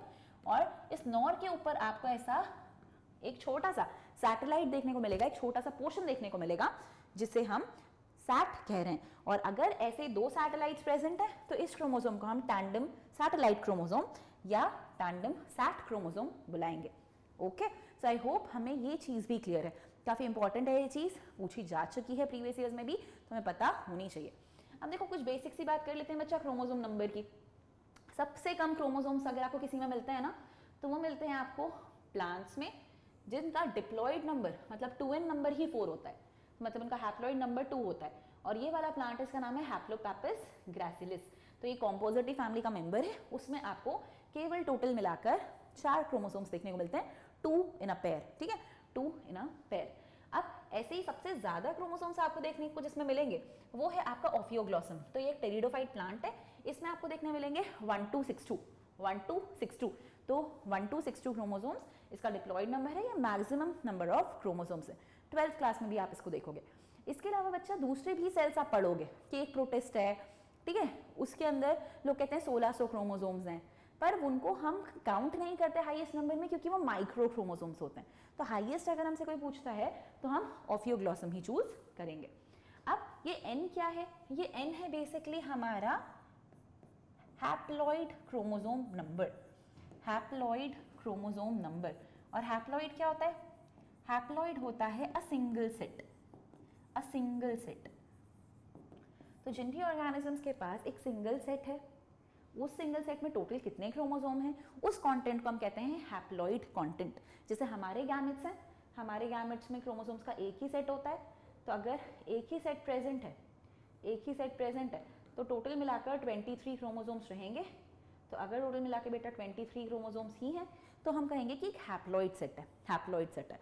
ऑन दी अदर हैंड जो हमारे नॉर्मल बॉडी के सेल्स हैं, सेक्स सेल्स को छोड़कर बाकी जितने भी सेल्स हैं, उन सब के अंदर डिप्लॉइड कंटेंट है, मतलब 2n कंडीशन है, क्योंकि वो फ्यूजन से बने हैं। एक मेल गैमेट एक फीमेल गैमेट के फ्यूजन से जाइगोट बना। जाइगोट में डिप्लॉइड नंबर होता है, जो हमारा एक्चुअल क्रोमोसोम नंबर है, मतलब 46 क्रोमोसोम्स। तो डिप्लॉइड मतलब 2n होता है, क्योंकि 2 गैमेट से मिलके बना होता है। तो मेल गैमेट और फीमेल गैमेट दोनों में हैप्लॉइड कंटेंट था। इनको मिलाते हैं हम जब, तो बन जाता है बेटा हमारा जाइगोट, जिसके अंदर कंटेंट डबल हो जाता है। तो 23 और 23 46। तो हमारी बॉडी के सारे सेल्स में 46 क्रोमोसोम्स रहते हैं, सिवाय उनके जो गैमेट्स बने हैं, ठीक है। तो गैमेट वाले सेल्स को छोड़कर बाकी सारे सेल्स के पास आपका डिप्लॉइड नंबर आपको मिलेगा, मतलब आपका सोमैटिक नंबर मिलेगा। सिर्फ हैप्लॉइड नंबर यानी गैमेटिक नंबर आपको गैमेट्स में मिलने वाला है। अब बात कर लेते हैं बच्चों क्रोमोसोम साइज की, ठीक है, क्रोमोसोम साइज की। तो जनरली क्या होता है कि क्रोमोसोम का साइज वेरिएबल होता है, 0.25 से 30 माइक्रोमीटर्स के बीच में होता है। और इसको आप मेटाफेज जो होता है माइटोसिस डिवीजन का, तब आप इजीली मेजर कर पाते हो।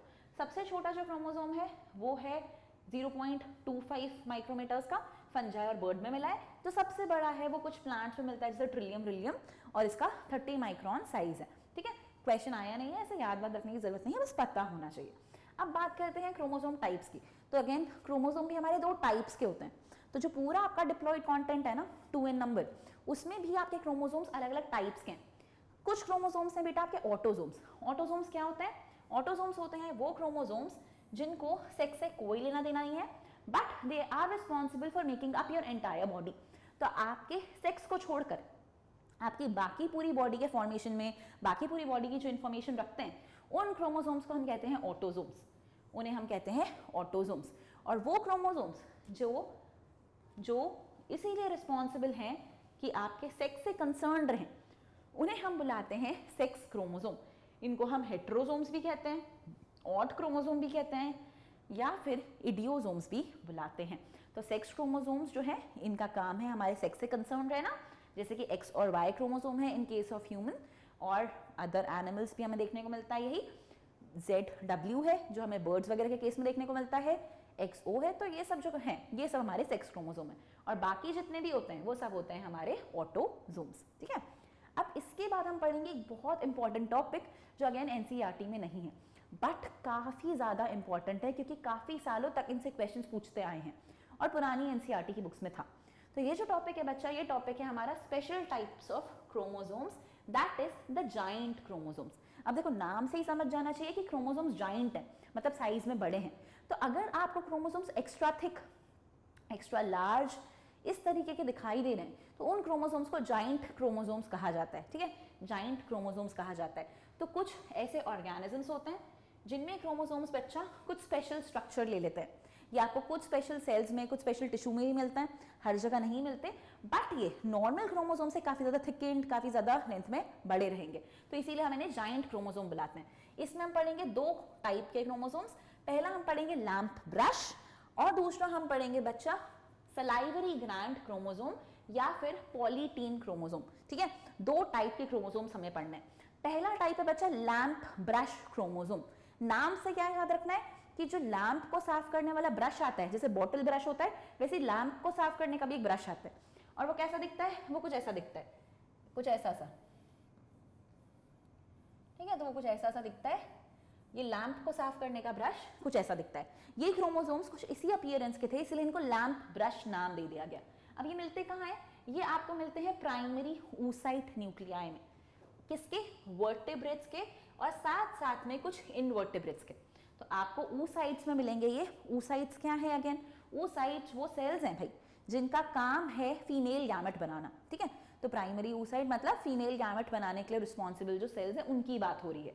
तो ये आपको प्राइमरी oocyte में मिलेंगे, उनके न्यूक्लियाई में वर्टेब्रेट और इनवर्टेब्रेट्स के। ये आपको स्पर्मेटोसाइट न्यूक्लियाई में भी मिलते हैं ड्रोसोफिला के केस में। तो ड्रोसोफिला यानी जो हमारी फ्रूट फ्लाई होती है उसमें स्पर्मेटोसाइट में भी मिल सकते हैं, मतलब स्पर्म बनाने वाले सेल में भी मिल सकते हैं। जाइंट न्यूक्लियस ऑफ एसिटाब्युलेरिया में भी मिलते हैं और इनफैक्ट कुछ प्लांट्स में भी मिलते हैं। तो ये सारी लोकेशंस में आपको ये मिलने वाले हैं। ये जो है primary oocyte of vertebrates and invertebrates, इस पे क्वेश्चन आ भी चुका है, इस पे क्वेश्चन आ भी चुका है कि इसमें आपको क्या मिलेगा। तो इसमें आपको लैम्प ब्रश क्रोमोसोम मिलेगा। आई थिंक 2018 में ही आया था। ठीक है, ये जो क्रोमोसोम्स हैं इनकी जो लेंथ होती है वो हो जाती है 800 से 1000 माइक्रोमीटर्स, और ये मैक्सिमम लेंथ है बेटा क्रोमोसोम्स की जो देखी गई है। अब इनमें भी सबसे लंबे क्रोमोसोम्स जो लैम्प ब्रश आपको मिलने वाले हैं वो आपको मिलेंगे यूरोडील एम्फीबियंस में।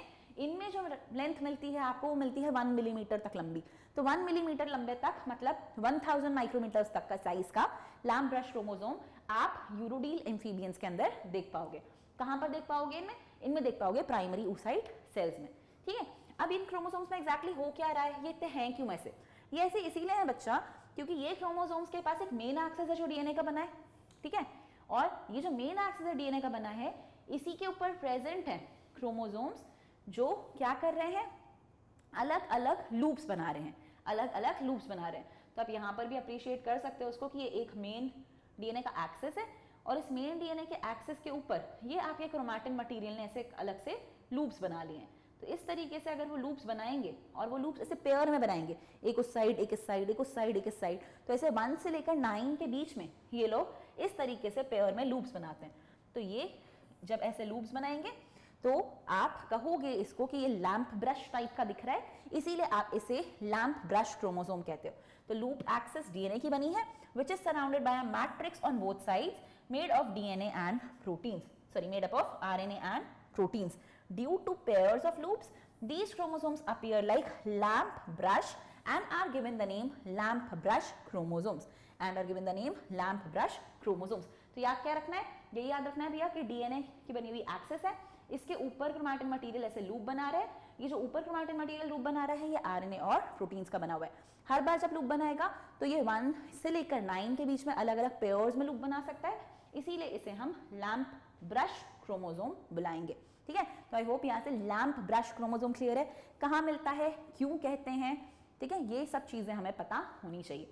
नेक्स्ट है बच्चा हमारा सलाइवरी ग्लैंड क्रोमोसोम या फिर polytene chromosome. Salivary gland chromosome यानी पॉलीटीन क्रोमोसोम। अब देखो सलाइवरी ग्लैंड क्रोमोसोम क्यों कहा होगा? क्योंकि सलाइवरी ग्लैंड्स में मिलता है। पॉलीटीन क्यों कहा? लेकिन पॉलीटीन इसीलिए कहा बच्चा क्योंकि यहाँ पर क्या होता है कि क्रोमोसोम ना डीएनए रेप्लिकेट तो हो जाता है, क्रोमोसोम सिस्टर क्रोमैटिड तो बना लेते हैं, सिस्टर क्रोमैटिड तो बना लेते हैं, तो सिस्टर क्रोमैटिड बनाते हैं तो ऐसे हो जाते हैं। उसके बाद क्या होता है, सेपरेट हो जाना चाहिए था, इनको अलग अलग हो जाना चाहिए था और अलग अलग सेल में चले जाना चाहिए था। बट अगर ये चीज़ नहीं हो रही, अगर ये चीज़ नहीं हो रही तो क्या हो रहा होगा कि इस तरीके से सिस्टर क्रोमैटिड्स तो बने और ये सिस्टर क्रोमैटिड एक दूसरे से जुड़े ही रह गए, फिर ये फर्दर और एक बार डिवाइड किए और जुड़े रह गए। तो इस तरीके से क्या हो रहा है, मल्टीपल आर्म्स दिख रहे हैं आपको, मल्टीपल आर्म्स दिख रहे हैं। ऐसी वाली कंडीशन अगर होती है तो इसीलिए इसको कहा जाता है पॉलीटीन क्रोमोसोम, पॉलीटीन क्रोमोसोम। अब देखो लिखा क्या है, ये लिखा है कि ये सलाइवरी ग्लैंड सेल्स में मिलेंगे आपको इंसेक्ट के। ये इंसेक्ट जिस ऑर्डर को बिलोंग करेंगे वो है डिप्टेरा, तो डिप्टेरियन इंसेक्ट्स कहते हैं हम इन्हें। इनके पास ये स्पेशल जाइंट क्रोमोसोम्स होते हैं और इनको रिपोर्ट किया था बाल्बियानी ने। किसने रिपोर्ट किया था, बाल्बियानी ने। तो ये साइंटिस्ट का नाम है, 1881 में इनने बताया था भैया कि इनके सलाइवरी ग्लैंड्स में इनको कुछ अलग टाइप के क्रोमोसोम्स दिख रहे हैं बड़े बड़े से। ये जो क्रोमोसोम्स होते हैं इनका मैक्सिमम साइटोलॉजिकल स्टडी जो करी है वो जिस इंसेक्ट पे करी है बच्चा वो है ड्रोसोफिला।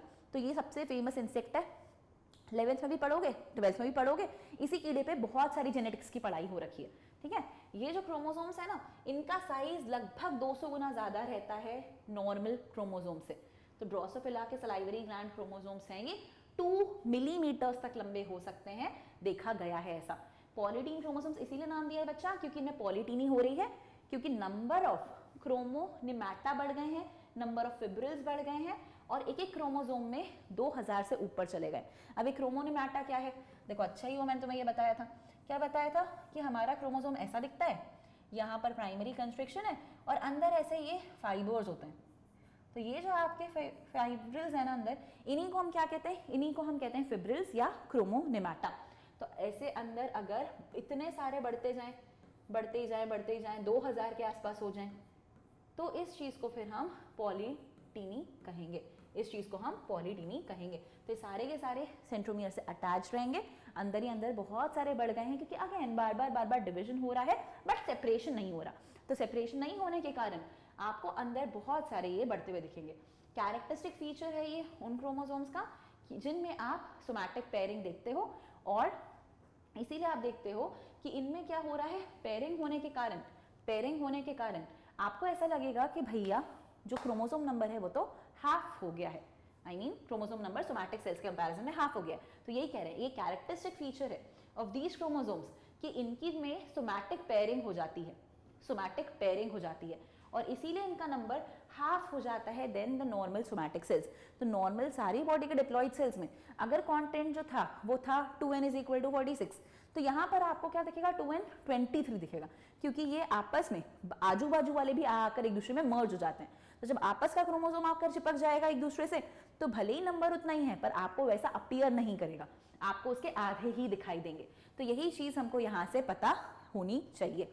ये जो क्रोमोसोम्स हैं बच्चा, इनमें आपको डिस्टिंक्ट लाइट और डार्क बैंड्स दिखते हैं, ठीक है। तो क्रोमोसोम्स कैसे होते हैं, आपको लाइट और डार्क बैंड्स दिखाते हैं। तो जो आपको लाइट बैंड्स दिखाई दे रहे हैं और एक आपको डार्क बैंड्स दिखाई दे रहे हैं, तो जो डार्क होता है उसे हम कहते हैं क्रोमैटिक और जो लाइट होता है उसे हम कहते हैं एक्रोमैटिक रीजन, ठीक है। डार्क होता है क्रोमैटिक, लाइट होता है एक्रोमैटिक रीजन और इसी बेसिस पे हमने क्रोमोसोम को नाम दे रखा है। हम क्रोमैटिन मटेरियल को कहते हैं यूक्रोमैटिन। तब कहते हैं यूक्रोमैटिन जब वो पूरा उसके अंदर डार्क ही डार्क बैंड प्रेजेंट हो और दूसरे वाले को हम बुलाते हैं हेट्रोक्रोमैटिन। हेट्रोक्रोमैटिन तब बुलाते हैं जब उसमें लाइट बैंड्स प्रेजेंट हो। तो डार्क बैंड्स प्रेजेंट हैं तो बुलाओगे यूक्रोमैटिन, लाइट बैंड्स प्रेजेंट हैं तो बुलाओगे हेट्रोक्रोमैटिन। ये जो बैंड्स हैं ये क्रोमोसोम्स की मैपिंग में हेल्प करते हैं ताकि हम साइटोजेनिक स्टडीज कर सके। तो आप यहाँ भी देख पा रहे होंगे light band, dark band, light band, dark band आपको दिखाई दे रहे होंगे। तो इस बेसिस पे हम क्रोमैटिन को यूक्रोमैटिन और हेट्रोक्रोमैटिन भी कहते हैं और इसी बेसिस पे हम ये भी कहते हैं कि एक ट्रांसक्रिप्शनली एक्टिव है। तो जो यूक्रोमैटिन है वो ट्रांसक्रिप्शनली एक्टिव रहता है, मतलब उसके अंदर पूरे टाइम ट्रांसक्रिप्शन चलता रहता है, वहां पर प्रोटीन बनते रहेगा फिर क्योंकि वो आरएनए बनाएगा और फिर प्रोटीन बनवाएगा। तो आरएनए भी बनता है उसमें और फिर उसकी हेल्प से प्रोटीन भी बनता है। पर जो हेट्रोक्रोमैटिन होता है वो ट्रांसक्रिप्शनली इनएक्टिव होता है, वहां पर ट्रांसक्रिप्शन नहीं हो रहा होता, मतलब डीएनए को देखकर आरएनए नहीं बन रहा होता और आरएनए नहीं बनता है बच्चा तो प्रोटीन नहीं बन सकता। मतलब जो डार्क वाला रीजन है वो आपके लिए क्या करने वाला है, जो डार्क वाला रीजन है मतलब जो आपका यूक्रोमैटिन है वहां पर डार्क बैंड्स प्रेजेंट है, यूक्रोमैटिन आपका ट्रांसक्रिप्शनली एक्टिव रीजन है वो आपके लिए बनाने वाला है और ये जो दूसरा है हेट्रोक्रोमैटिन रीजन यहाँ पर नहीं बनने वाला। ये क्रोमोसोम्स क्या करते हैं, अपने आप को पफ्स में या लूप्स में अरेंज करते हैं, और जब ये इस तरीके से अपने आप को पफ्स और लूप्स में अरेंज करते हैं डार्क बैंड्स में, तो हम इन्हें कहते हैं बाल्बियानी पफ, हम इन्हें कहते हैं बाल्बियानी पफ। तो आप देख रहे हो कि बहुत सारे डार्क बैंड्स साथ में आ गए हैं, और ये सारे डार्क बैंड्स जब साथ में आ जाते हैं तो ये कहलाते हैं बाल्बियानी पफ या बाल्बियानी रिंग्स। और इनका काम होता है कि ये mRNA का सिंथेसिस करें, इनका काम होता है कि mRNA का सिंथेसिस करें। mRNA का सिंथेसिस करेंगे मतलब ट्रांसक्रिप्शन करेंगे। तो हम कह रहे हैं कि यहाँ पर डार्क रीजन में या डार्क बैंड्स में क्या हो रहा है, साथ में आ रहे हैं, पफ बना रहे हैं, ट्रांसक्रिप्शनली एक्टिव है। ट्रांसक्रिप्शन करेंगे अगर तो आपके लिए mRNA बनाएंगे, mRNA बनेगा बच्चा मतलब मैसेंजर RNA बनाए, और इसको देखकर फिर फाइनली बनाएंगे प्रोटीन्स, इसको देखकर फाइनली बनाएंगे प्रोटीन्स। तो आई होप हम सबको ये चीज क्लियर होगी कि जो हमारा यूक्रोमैटिन है वो डार्क बैंड है, ये जो डार्क बैंड्स हैं इसके सारे रीजन साथ में आते हैं, तो यूक्रोमैटिन को हम कह रहे हैं ट्रांसक्रिप्शनली एक्टिव। यहाँ पर होगा ट्रांसक्रिप्शन यानी कि mRNA बनेगा, mRNA बना है मतलब प्रोटीन का फॉर्मेशन या सिंथेसिस होगा। ये जो इतने सारे पफ आ गए हैं साथ में डार्क बैंड्स के, ये बाल्बियानी पफ यानी बाल्बियानी रिंग्स कहलाते हैं, mRNA के सिंथेसिस के लिए रिस्पॉन्सिबल हैं।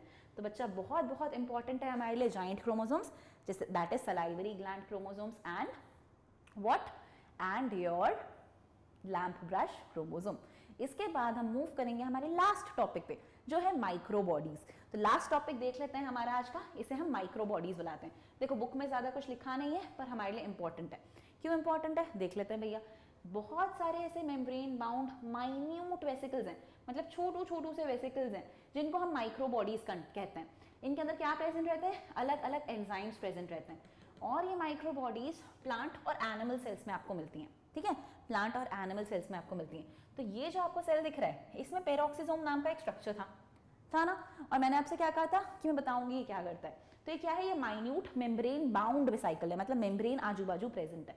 ऐसे जैसे कि पेरोक्सिसोम है ऐसे ही हमारे पास एक स्पीरोसोम रहता है प्लांट सेल में, ऐसे ही हमारे पास रहता है ग्लाइऑक्सिसोम प्लांट सेल में, और फिर एक रहता है बेटा ये पेरोक्सिसोम, ये रहता है दोनों सेल्स में। तो ये प्लांट और एनिमल दोनों में आपको मिलेगा, प्लांट एंड एनिमल दोनों में आपको मिलेगा। ये जो आपका स्पीरोसोम होता है ये क्या होता है, ये बेसिकली लाइसोसोम टाइप का ही स्ट्रक्चर होता है। इसके अंदर हाइड्रोलिटिक एंजाइम्स भरे रहते हैं, फूड का डाइजेशन वाइजेशन कराने के लिए रिस्पॉन्सिबल रहता है। तो प्लांट सेल्स में ना आपको लाइसोसोम्स के कंपैरिजन में स्पीरोसोम ज्यादा मिलेंगे, तो इनमें मेन काम डाइजेस्टिंग वगैरह का स्पीरोसोम्स करा रहे होंगे। तो लाइसोसोम के कंपैरिजन में ये वाले छोटे छोटे वेसिकल्स आपको प्लांट सेल में ज्यादा मिलते हैं, ठीक है, प्लांट सेल में ज्यादा मिलते हैं। बात करते हैं हम नेक्स्ट की। तो ये जो हमारे हैं इनमें क्या मिलता है आपको, इनमें आपको दिखता है कि ये रिस्पॉन्सिबल रहते हैं, मतलब ये उन सेल्स में मिलते हैं जिनमें काफी ज्यादा ऑयल्स या फैट्स वगैरह रहें, क्योंकि इनका काम होता है बीटा ऑक्सीडेशन ऑफ फैट कराना। तो ये बीटा ऑक्सीडेशन ऑफ फैट कराने के लिए रिस्पॉन्सिबल मिलेंगे आपको। फिर हम बात करेंगे पेरोक्सिसोम्स की। तो पेरोक्सिसोम्स जो है ये आपको प्लांट और एनिमल दोनों के सेल में मिल जाते हैं, और इनका तो भैया प्लांट सेल में काफी इंपॉर्टेंट काम भी है। क्या है इनका काम, ये करवाते हैं वहां पर फोटो रेस्पिरेशन, ये करवाते हैं वहां पर फोटो रेस्पिरेशन, मतलब एक ऐसा प्रोसेस करवाते हैं जिसमें प्लांट को कुछ फायदा नहीं होता, थोड़ा सा उल्टा नुकसान ही हो जाता है। तो एक ऐसा प्रोसेस है ये फोटो रेस्पिरेशन नाम का, जिसमें प्लांट दिन के समय अपनी CO2 को यूज करके फोटोसिंथेसिस करने की जगह पर उसको रिलीज करा दे। प्लांट चाहता है CO2 ले खाना बनाए, बट वो ये करा नहीं पाता, उल्टा अपनी CO2 को बाहर कर देता है, अपनी एनर्जी मतलब ATP को वेस्ट कर देता है और कोई शुगर वगैरह नहीं बनाता। तो जब ऐसा कुछ होता है तो इसे हम कहते हैं फोटो रेस्पिरेशन। तो ये एक प्रॉब्लम होती है जो इस सेल ऑर्गेनल से एसोसिएटेड रहेगी। तो आई होप कि हमें ये थोड़ा सा इन माइक्रो बॉडीज के बारे में भी पता चल चुका। इनके बारे में कुछ क्वेश्चंस आते हैं, वही क्वेश्चन रिपीट होते हैं, अभी हम देख लेंगे कैसा क्वेश्चन पूछा जाता है। अब वो हम देखें उससे पहले guys, if you are liking the videos, if you are understanding something out of it, please don't hesitate, please do like, share and subscribe to our channel. The more you will tell your friends, the more learning, the more enjoyable the learning will be. ठीक है, तो please let your friends know, let your colleagues know, let your juniors know and let everyone study. जितना हम पढ़ेंगे, जितना अच्छे से हम पढ़ेंगे, उतना ज़्यादा आपको मज़ा आएगी पढ़ाई करने में। जितने आपके दोस्त आपके साथ इन्वॉल्व होंगे उतना आप इंजॉय कर पाओगे। तो ये करने के लिए आपको करना क्या है, बस YouTube चैनल को सब्सक्राइब कर देना है, बेल आइकन हिट कर देना है ताकि आपसे कोई लेक्चर्स मिस ना हो, क्योंकि लेक्चर्स मिस करोगे राई का पहाड़ बन जाएगा। ठीक है, वो नहीं करना। मैं 1000 बार बोल रही हूँ कि जितना होता जा रहा है डेली का डेली पढ़ते जाओ, at the end of the year 22 chapters complete करना इम्पॉसिबल हो जाएगा, ठीक है, एक इम्पॉसिबल हो जाएगा। आप हमें फेसबुक पे, इंस्टाग्राम पे, ट्विटर पे भी विजिट कर सकते हो, वहाँ पर भी कमेंट लाइक कर सकते हो। और हमारी खुद की बेटा वेबसाइट है, तो प्राडिस EDU करके वेबसाइट है, वहाँ से भी आप कंटेंट एक्सेस कर सकते हो। बाकी एप्लीकेशन का मैं बता चुकी हूँ आपको, Google Play store, app store जो एंड्रॉइड का है, iOS, दोनों जगह पर आपको मिल जाएगा। अब इसके बाद हम क्या करेंगे, इसके बाद हम करेंगे अपने कॉन्सेप्ट बिल्ड। चलो देख लेते हैं, आपका कंसंट्रेशन भी चेक हो जाएगा, प्लस हमारे कॉन्सेप्ट बिल्डिंग क्वेश्चंस भी हो जाएंगे। पहला क्वेश्चन जो हम देख रहे हैं बच्चा, ये है fill in the blank type question. इसमें लिखा है centrioles are dash structures that lie dash to each other. तो ये कैसे होते हैं, सिलेंड्रिकल स्ट्रक्चर्स होते हैं which lie perpendicular to each other, ठीक है, कैसे होते हैं, cylindrical structures lying perpendicular to each other. Next है centrioles have an organisation like, तो इनकी कैसी ऑर्गेनाइजेशन थी, कार्ट व्हील टाइप की ऑर्गेनाइजेशन थी। नेक्स्ट है centrioles are made up of 9 evenly spaced peripheral fibrils made up of tubulin protein, made up of tubulin protein. Each peripheral fibril of centriole is a triplet. Central part of the proximal region of the centriole is called hub, ठीक है, which is proteinaceous.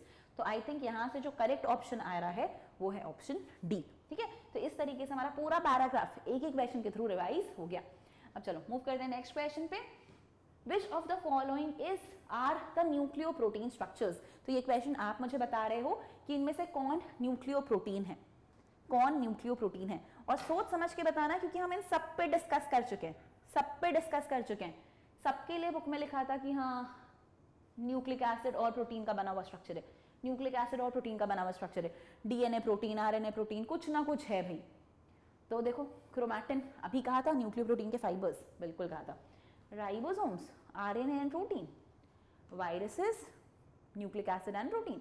तो answer क्या हो जाएगा, D all of these. तो ऐसे questions पढ़ने के लिए सोचो कितना कंसंट्रेशन और कितना ध्यान चाहिए हर लाइन में, तब जाकर आप ऐसा क्वेश्चन सही कर पाओगे। देखो मूव करते हैं, membrane bound minute resides that contain various enzymes present in both plant and animal cell. तो अगेन बुक की डायरेक्ट लाइन है, और बुक की डायरेक्ट लाइन के हिसाब से आंसर क्या है, सी माइक्रोबॉडीज।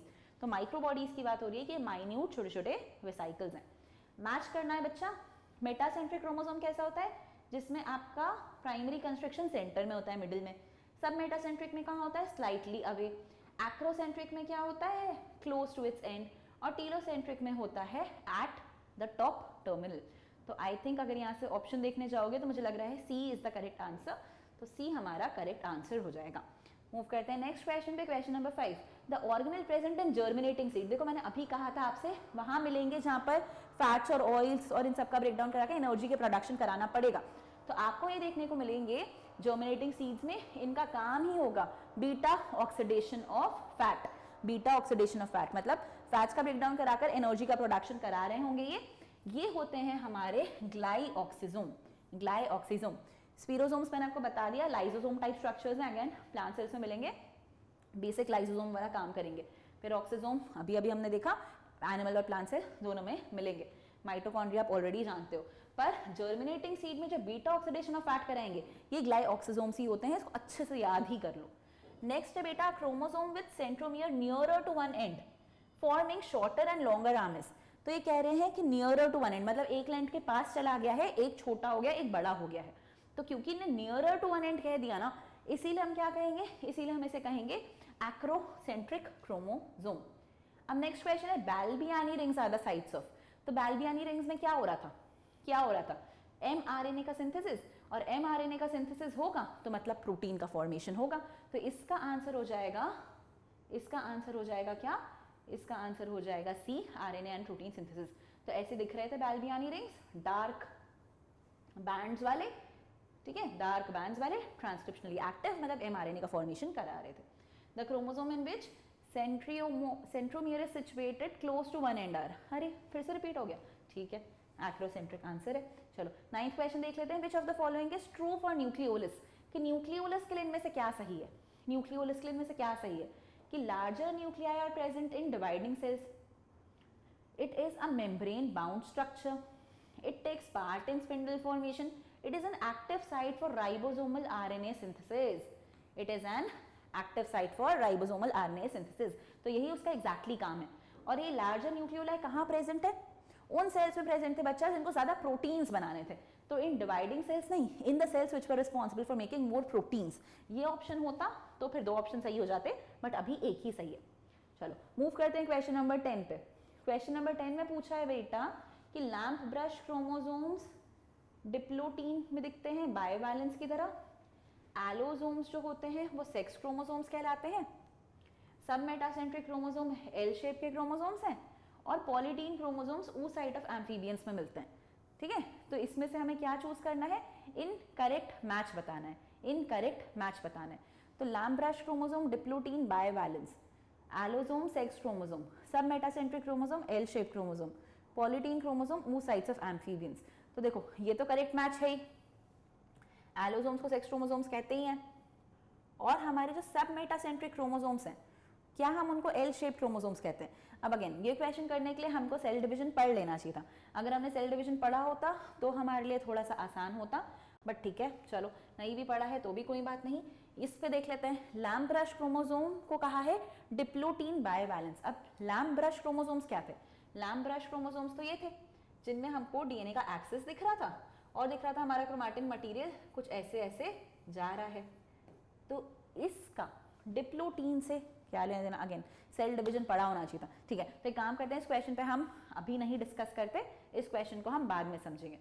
अभी हम आ जाते हैं इस पे, विच of the following organelle is related with photo respiration, कि फोटो रेस्पिरेशन से इसमें से किसका लेना देना है? मैंने आपको अभी बताया था पेरऑक्सीसोम का लेना देना है। So it is peroxisome which is related to photo respiration. ठीक है, it is peroxisome which is related to photo respiration. और नेक्स्ट क्वेश्चन देख लेते हैं, जो हमारा लास्ट क्वेश्चन है, इसमें लिखा है chromosome with centromere at one end is called. तो बेटा अगेन ये भी बहुत बार क्वेश्चन रिपीट हो गया है, एट वन एंड। अच्छा नहीं ठीक है, एट वन एंड पूछा है तो वन एंड होगा हमारा टीलोसेंट्रिक क्रोमोसोम। ठीक है, टीलोसेंट्रिक क्रोमोसोम एकदम एंड पे ही बात करी है हमने, क्लोज टू एंड नहीं लिखा है, ध्यान से पढ़ना ऐसी चीजें। एंड पे पूछा है हमने कि एंड में अगर प्रेजेंट है तो क्या कहेंगे, तो ये हो जाएगा हमारा telocentric chromosome. So with this we have completed the entire chapter that was cell the unit of life. तो यहाँ से हमने पूरा cell the unit of life complete कर लिया है। एक क्वेश्चन था आज की चैप्टर में जो हम सेल डिवीजन के टाइम डिस्कस करेंगे, तुम लोग भी ध्यान रखना, तब मैं तुम लोग को समझाऊंगी उसके पीछे का कॉन्सेप्ट। अभी के लिए फिलहाल क्या करना है, चैनल को लाइक शेयर सब्सक्राइब, वीडियो को जितना अपने दोस्तों के बीच में सर्कुलेट कर सको उतना बेहतर है, और ऐप डाउनलोड कर लो ताकि क्वेश्चंस की प्रैक्टिस कर पाओ। ठीक है, तो ऐप डाउनलोड करके क्वेश्चंस की प्रैक्टिस स्टार्ट कर दो। नेक्स्ट क्लास में पूरा चैप्टर एनसीईआरटी से बहुत अच्छे से पढ़ के आना, क्योंकि हम करेंगे एक फटाफट से मैराथन जिसमें हम डिस्कस करेंगे लगभग 50 क्वेश्चंस फ्रॉम एनसीईआरटी। तो 50 के 50 क्वेश्चन पूरे के पूरे चैप्टर से एनसीईआरटी से रगड़ के रखेंगे हम। ठीक है, तो पूरी एनसीईआरटी हमको अच्छे से एकदम मेमोराइज्ड हो, तब जाकर अगली क्लास में आएगा मजा। तो अगली क्लास के लिए तैयार हो जाओ, अच्छे से पढ़ के आना। I will see you in the next class. Till then have a great time guys, thank you so much, bye bye.